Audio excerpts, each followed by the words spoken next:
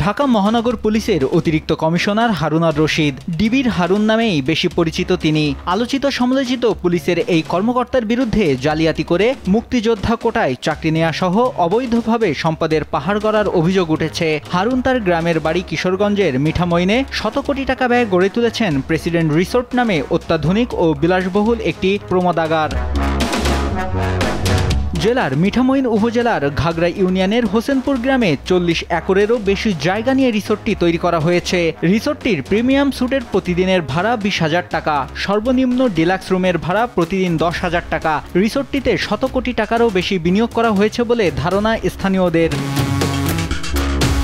2021 সালে 3 সেপ্টেম্বর রিসোর্টটি আনুষ্ঠানিকভাবে উদ্বোধন করা হয়। আগের বছর অর্থাৎ 2020 সালে 4 ডিসেম্বর প্রেসিডেন্ট রিসোর্টের ভিত্তিপ্রস্তর স্থাপন করা হয়। ভিত্তিপ্রস্তর স্থাপন ও রিসোর্ট উদ্বোধন উভয় অনুষ্ঠানে প্রধান অতিথি ছিলেন তৎকালীন রাষ্ট্রপতি মোহাম্মদ আব্দুল হামিদের ছেলে কিশোরগঞ্জ 4 আসনের তৎকালীন সংসদ সদস্য রেজওয়ান আহমেদ তৌফিক।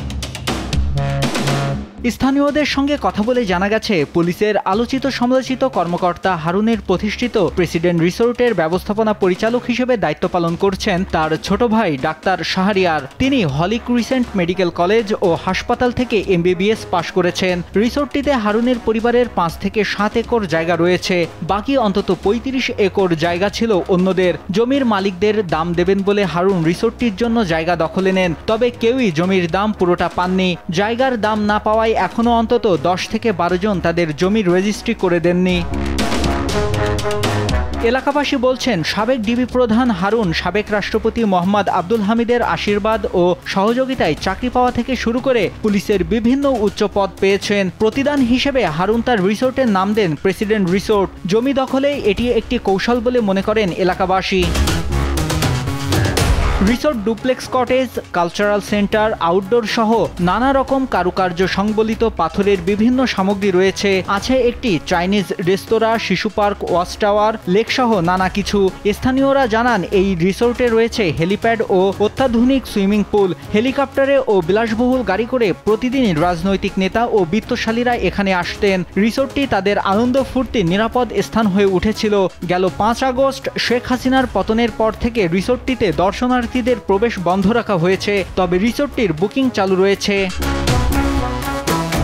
জানা গেছে, কিশোরগঞ্জ জেলার মিঠামইন উপজেলার ঘাগড়া ইউনিয়নের হোসেনপুর গ্রামে এক দরিদ্র কৃষক পরিবারে হারুনের জন্ম। 20তম BCS এর মাধ্যমে 2000 সালে মুক্তিযোদ্ধা কোটায় পুলিশের চাকরি পান তিনি। অথচ তার বাবা মোহাম্মদ হাদিস ভুইয়া মুক্তিযোদ্ধা ছিলেন না। 1996 সালে আওয়ামী লীগ ক্ষমতায় আসার পর রাজনৈতিক প্রভাব খাটিয়ে মুক্তিযোদ্ধা হিসেবে তার নাম অন্তর্ভুক্ত করা হয়েছিল। 2011 সালের 6 জুলাই সংসদ ভবনের সামনে তৎকালীন বিরোধী দলীয় চিফ হুইপ বিএনপি নেতা জয়নুল আবেদিন ফারুককে মারধর করে আলোচনায় আসেন তৎকালীন ডিএমপির তেজগাঁও জোনের ডিসি হারুন। এতে শেখ হাসিনা সরকারের আস্থা কুড়ান। এরপর তাকে আর পেছন ফিরে তাকাতে হয়নি। একের পর এক পদোন্নতি পেয়ে পুলিশের প্রবল প্রতাপশালী কর্মকর্তা বনে যান হারুন। নিউজ ডেস্ক, দেশ টিভি।